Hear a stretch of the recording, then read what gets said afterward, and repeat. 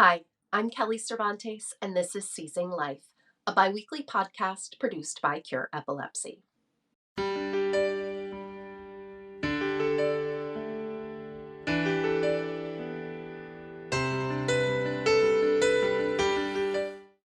Today on Seizing Life, Carmen Zannier joins us to share her 34-year epilepsy journey and discuss her passion for mountain climbing, how she manages her health with this challenging hobby, and how climbing has inspired her to be public about her diagnosis and raise funds for epilepsy research with CURE Epilepsy's strategic partner, Epilepsy Canada. Carmen, thank you so much for joining us today. To kick things off, let's just get a bit of history. Tell us about how epilepsy first entered your life. For sure. Thanks. So I was about 10 years old, and the first time I had a seizure, I was getting ready for a friend to come over to study. We were going to study social studies together. This was a big deal because I wasn't really allowed to study with friends at the time. My parents were teachers, and so they're very like, study time is study time and friend time is friend time.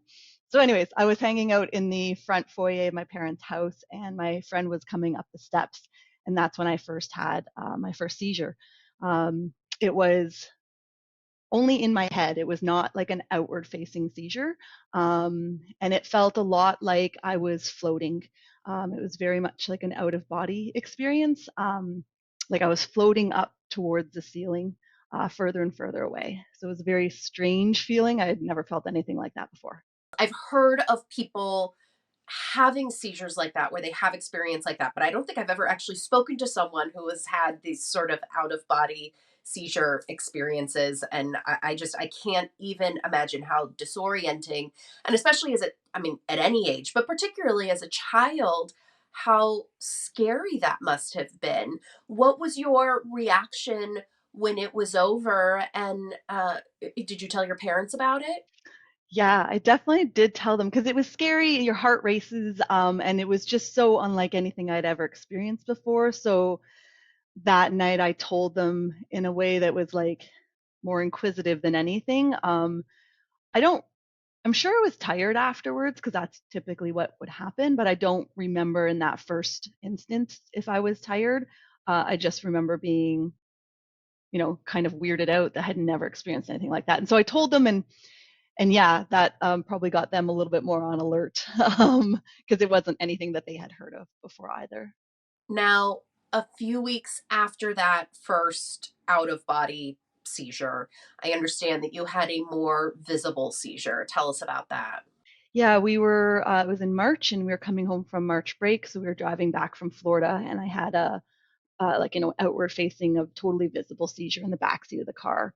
And so, had a seatbelt on and everything was fine from the driving perspective. I wasn't driving, I was too young.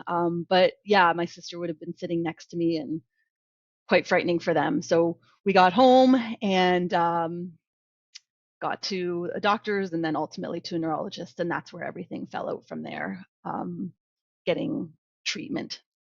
Yeah, so it sounds like your diagnostic journey to an epilepsy diagnosis seems like it was actually relatively smooth, which is pretty fortunate. Yeah, I do. I think I was lucky. The gap between that first time and my friend coming over to study and having that experience, and then the first outward seizure was small. I don't remember the exact amount of time, but it wasn't significant. And then I did have more outward facing seizures for a period of maybe about 6 weeks. I think it was. We got them under control relatively quickly, so I was that was fortunate. I consider myself lucky. I know that that is not the experience that a lot of people have. Um, I went into like the rest of that school year until June was rocky, but I was fortunate to be able to get things as under control as they could be. So you're taking this medication. The more outward facing seizures are being controlled by the medication, but you were still having the out of body seizures. And were you having them during school? How was that affecting your school year and your social life? Yeah. So I think in my experience, I was in a position where a lot of what I would experience, I could hide from people. And I think that it was a blessing and a curse, because I would deal with it sort of by myself.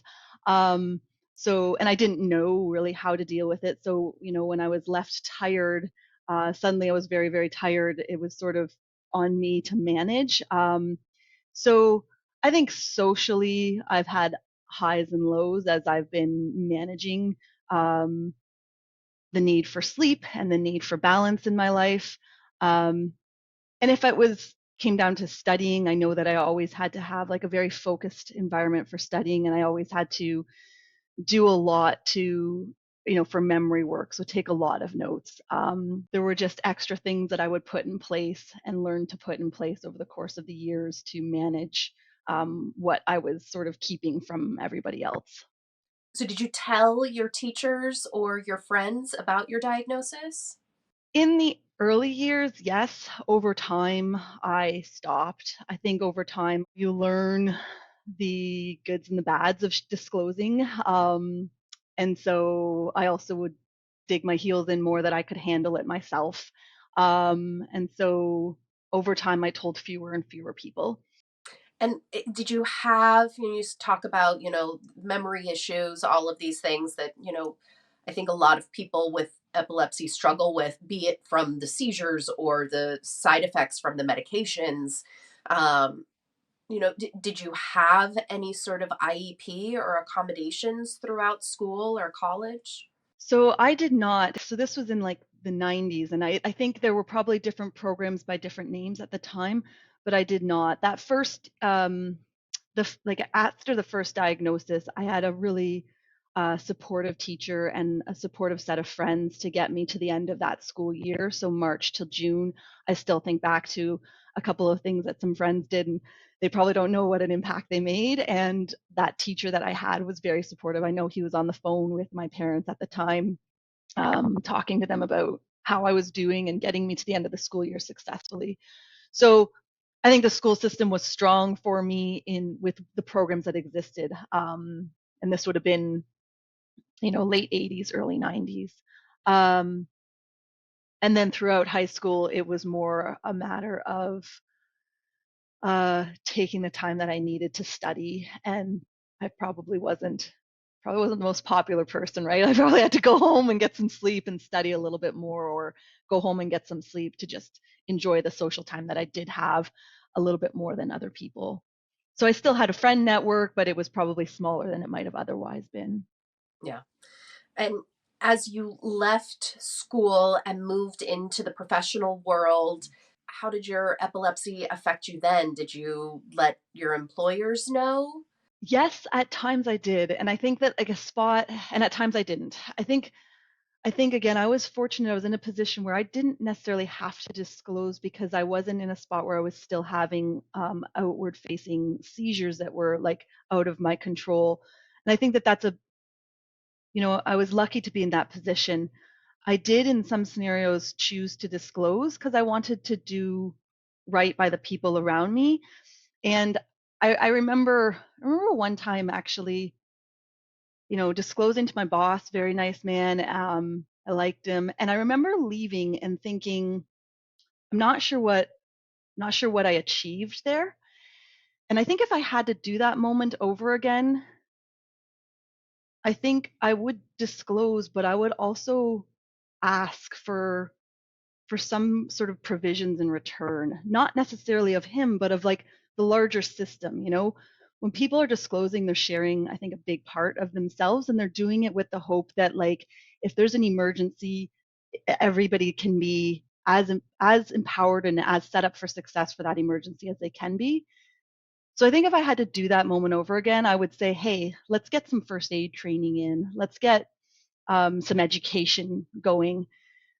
I'm not an expert at all in the area of disclosure, and I think there's probably a lot of legal components there that I don't know anything about. But to me, like, there needs to be a trade-off there. If people are disclosing, that there's also provisions for supporting them. And I think first aid training is useful for so many things beyond only epilepsy, like epilepsy for sure, and then so many other scenarios too. Yeah. I think that is um, that's incredible advice for anyone who is facing a moment of disclosure. Hi, this is Brandon from CURE Epilepsy.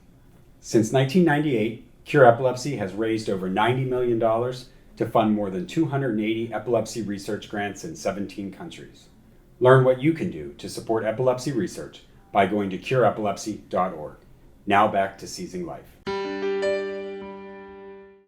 I wonder, I'm just sort of personally curious, you talk about the difference between the outward facing and the more internal seizures. What would someone see when they were looking at you when you were having those more out of body seizures or the internal seizures? What might someone notice? Is it more like an absent seizure where you're just sort of staring off into space? Um, no, so no one's ever noticed them. My dad caught it once, so he would be like the closest expert anyone's ever had for living with me with these things. And he caught it once in all of these years because my eyes changed a little bit. And he saw me just get tired sort of right in front of him. But nobody else ever saw any of them. And I can carry on a conversation during them. So I remember math class in grade school going on and just feeling like I was up in the ceilings while we were doing fractions, um, which is a very weird experience. So I don't think about fractions ever without thinking about being in the ceiling of a math class. Yeah, so it was like parallel universes kind of thing. Epilepsy is so wild. Yeah. I mean, like there's just like it's bonkers. Carmen, I wonder. You mentioned earlier that you told fewer and fewer people about your diagnosis as time went on. Was that because of stigma you experienced or stigma you were afraid that you would experience? Yeah. I think it's a little bit of both, and I think it's also about like what we internalize. So I think there's stigma that um, there's definitely stigma attached to epilepsy, and I think there's that coming from the outside world and having to whatever field the jokes or just deal with having had a seizure in public and um, people telling you about what happened after it happened.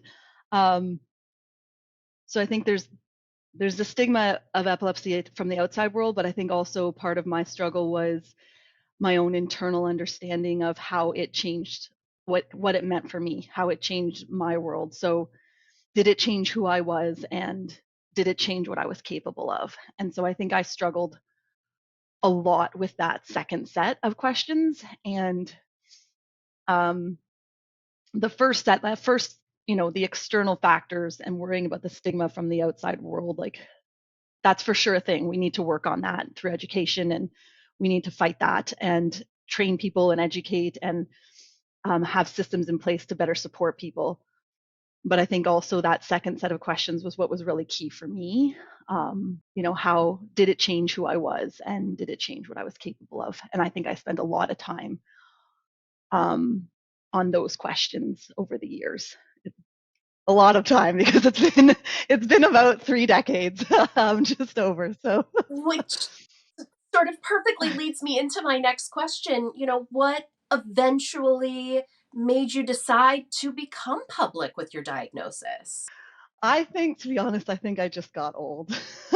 um, so I wish that I could I say I love was. that answer so very much. It's just so honest and like at some point we just stop caring what other people think, right? Like that barrier just starts to come down and we settle into ourselves and I think there's so much honesty in that, but please go Yes, on. yes, it's true. I just yeah, I had just turned 40 and it was a casual comment from my dad because I said something about being tired. He was like, "Well, don't forget, you need the extra sleep." It was just something my mom had passed away a few months before, so you think your life tweaks then too. And so suddenly I was just like, "What am I doing?" Like I'm having the same argument with myself for over 30 years. At that point it was like 30 and just a bit. It's been about 34 since. Um, and I think I was just done arguing with myself. And and so yeah, it was time to start doing something to sort of help the wider program and the wider need for for more research, more funding, a cure for epilepsy. And you decided to do that in kind of a big way, which I want to get to. You had been taken up climbing, which is, just sort of kind of dangerous, especially if you're like, I don't know, having active seizures. I'm trying to wrap my head around this. Explain how you first got involved in climbing. Yeah. So I moved out west. I'm originally from Ontario, and I moved to Alberta, Canada, where the Canadian Rockies are. And I lived in Calgary for 10 years. And it's just a great social network. A great way to meet people is to go out on day hikes. There's a lot of different small groups and communities that do that where you can meet new people. And I didn't know much about hiking, and I got into it through the University of Calgary's Outdoor Program Center, a fantastic program that I believe is still, you know, 15 or so years later is still running strong. And hiking just sort of grew and evolved.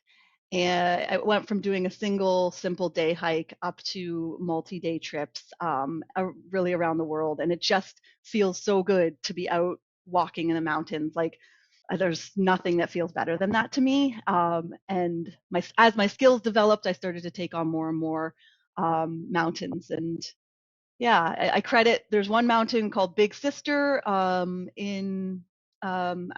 you're driving from Calgary to Banff, and that was probably a pivot point for me. It's a bit of a scramble. It's a bit of a harder one, and it felt good doing it. And I think at that point I knew that I was onto something from a hobby perspective. It was developing into more.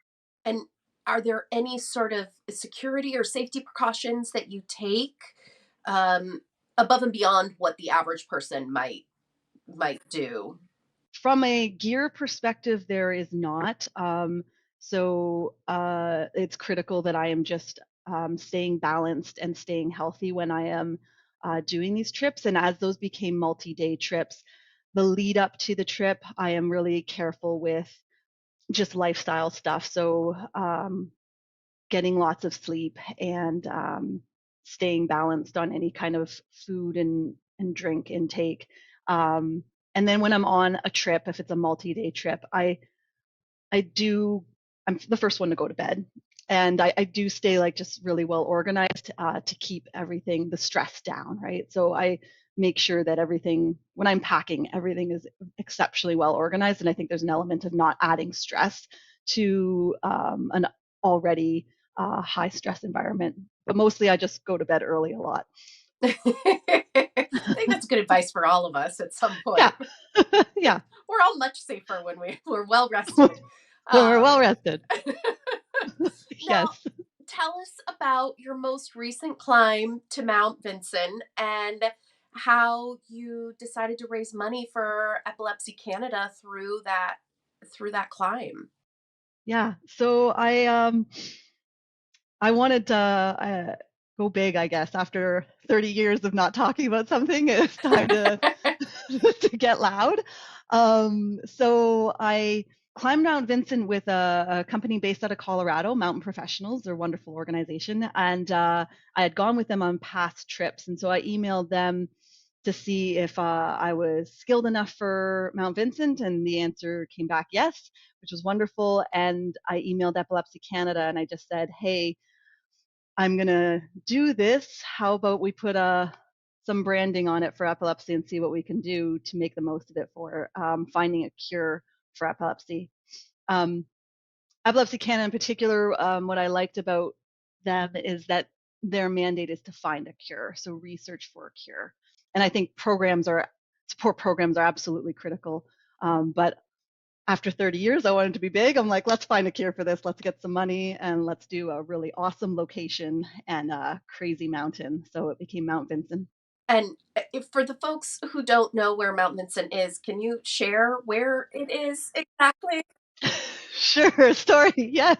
Mount Vinson is on Antarctica. It is the highest highest mountain on Antarctica. So we flew from Chile to Union Glacier Station on Antarctica, and then flew inland from there to base camp. And then you hike from base camp to ultimately the summit. It was It was incredible. Antarctica is gorgeous. We should absolutely protect it. And yeah, the climb itself was stunning because there's sun a lot, and then as soon as the sun goes away, it's of course very cold. It was like extreme temperatures, and the sun's out, it's beautiful, and then it goes behind the mountain because it doesn't ever go down at this time of year, but it goes behind the mountain. It gets cold quick. Was there anything in particular that you had to do differently for this particular climb than you had done for previous climbs?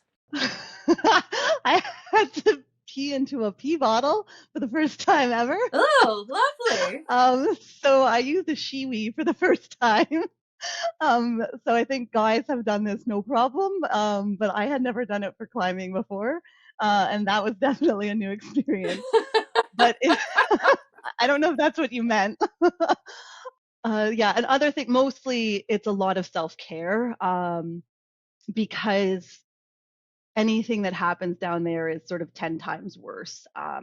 So because there's just very little support system, and so you don't want to get too sweaty when you're walking because then you'll get wet, and that really matters. If you were hiking in Kilimanjaro and you're sweating a lot, you're probably going to dry out pretty quick because it's pretty warm there, and that's not the case for Antarctica. So you want to be really careful with your body temperature control.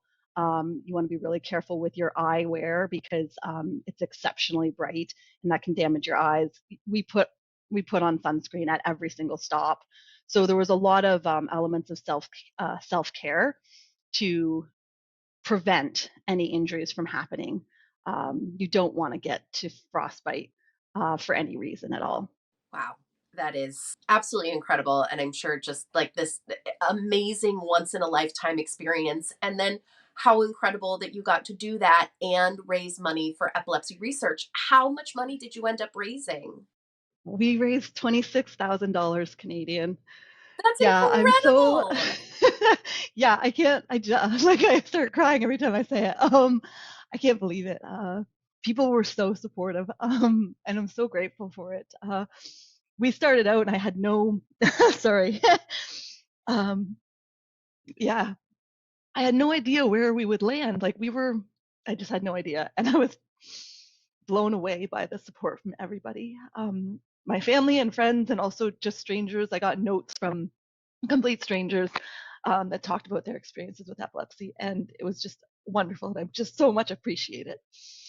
It's an amazing thing to raise that money. It's an amazing thing, obviously, to do the climb. But perhaps the biggest piece of it is that it was the first time that you shared your story publicly. And so Yeah. I can only imagine all of the emotion tied into that. So now that you have gone public with your story, what does the future hold for you for climbing and fundraising? I would like to keep going. I would like to climb more and raise more. And the combination, I had climbed different mountains before, but the combination on this one was just undeniably fulfilling. And so I just want to keep going with that. I'm doing very, very early thinking and early planning about what might come next. But yeah, I just want to keep going down this path. It's been really rewarding. And, to that end, I wonder, you didn't share your story for 30 years.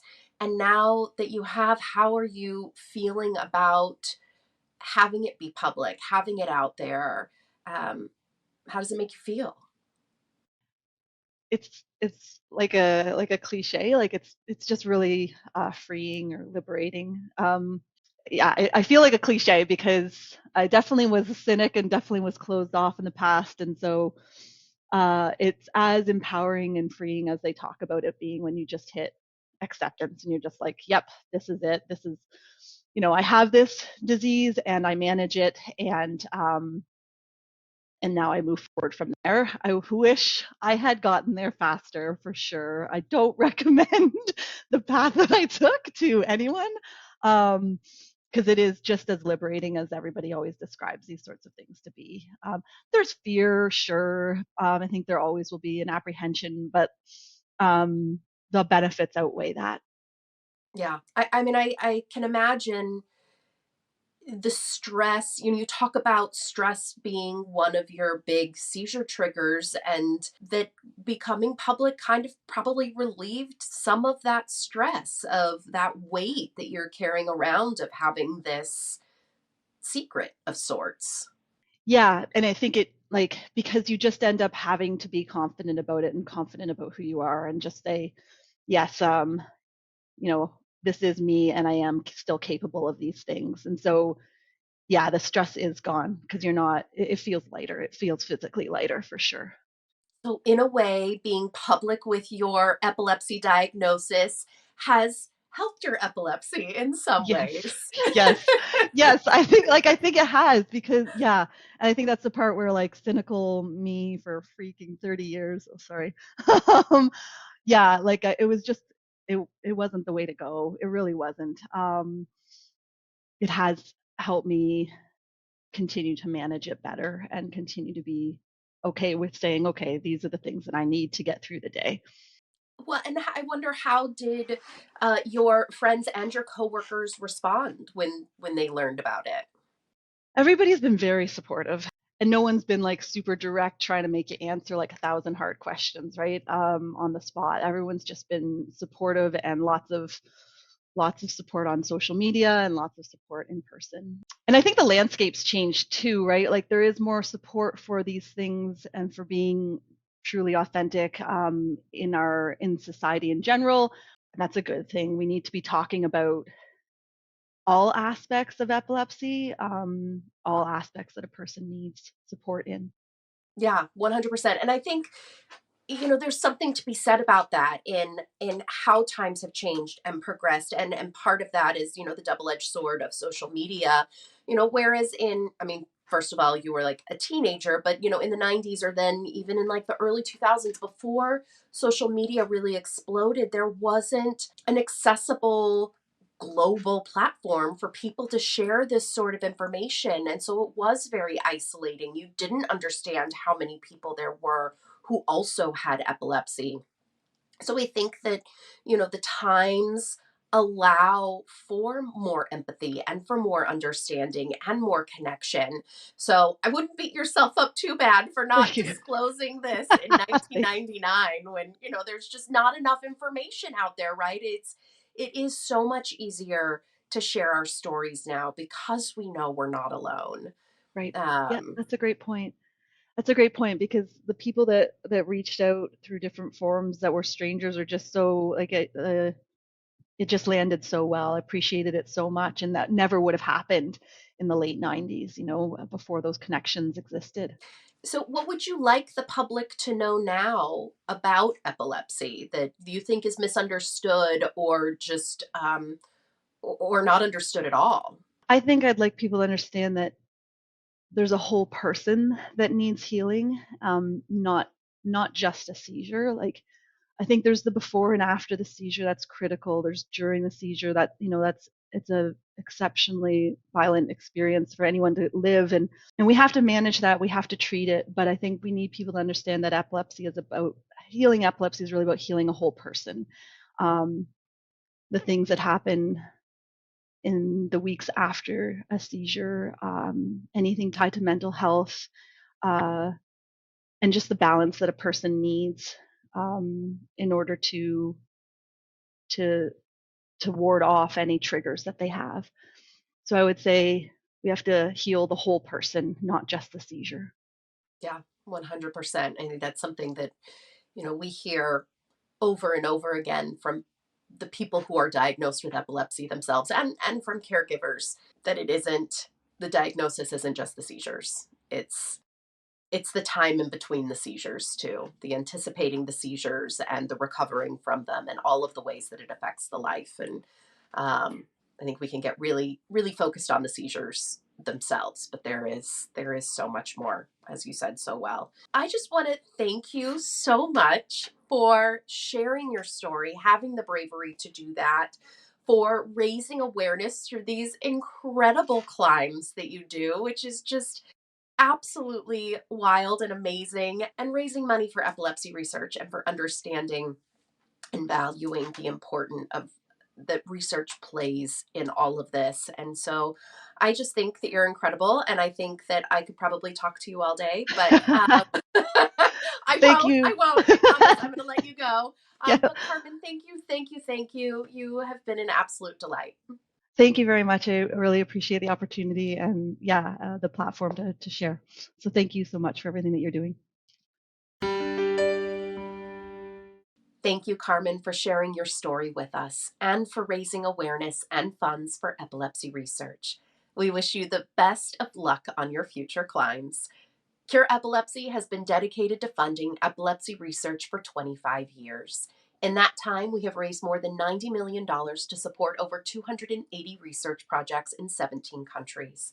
This investment in research has resulted in numerous discoveries and advances that are bringing us closer to our ultimate goal, a cure for epilepsy. You can help us achieve that goal by visiting cureepilepsy.org/donate. CURE Epilepsy, inspiring hope and delivering impact. Thank you.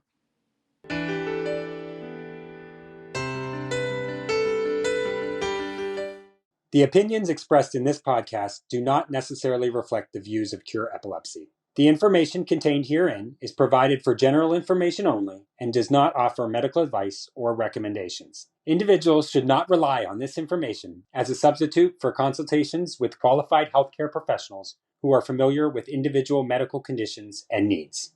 CURE Epilepsy strongly recommends that care and treatment decisions related to epilepsy and any other medical conditions be made in consultation with the patient's physician or other qualified healthcare professionals who are familiar with the individual's specific health situation.